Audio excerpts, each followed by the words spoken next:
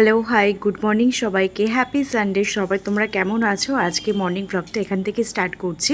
সকালে ঘুম থেকে উঠে আমার একটা মেডিসিন থাকে, সেটাই নিয়ে নিলাম।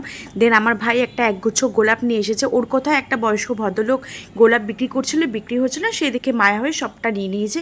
কি সুন্দর লাগছে না একগুচ্ছগুলো, আমার গোলাপ সব থেকে বেশি পছন্দ। দেন আমি একটা হলুদ খেয়ে নিয়েছি। এই কাঁচা হলুদটা আমি এভরিডে মর্নিং সকালে খাই।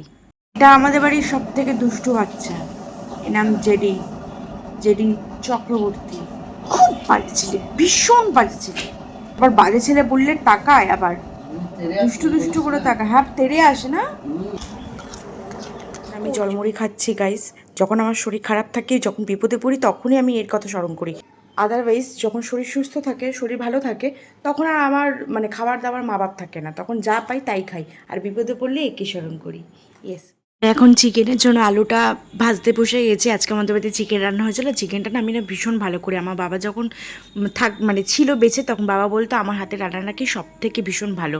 রান্নাটা চাপিয়ে তো দিয়েছি। দেন এখানে আমি একটু স্কিন কেয়ার করে নিয়েছি। এন ক্যাফিনের যে ওই যে মাস্কটা থাকে না, এটা ভীষণ ভালো। তোমার স্যুট করলে ডেফিনেটলি ভালোই হবে বস। আর তারপর স্নানটা একটু পরে করেছি, স্কিপ করে গেছি। আগে লাঞ্চটা করে নিয়েছি, দেন তারপর স্নান করেছি। মাংসটা না জাস্ট দুর্দান্ত হয়েছে। আমি পাশে আমার জন্য একটু কাই তুলে রেখেছিলাম। ওইটাকে দেখো, সন্ধ্যাবেলা কিরকম মরার মতো ঘুমোচ্ছে।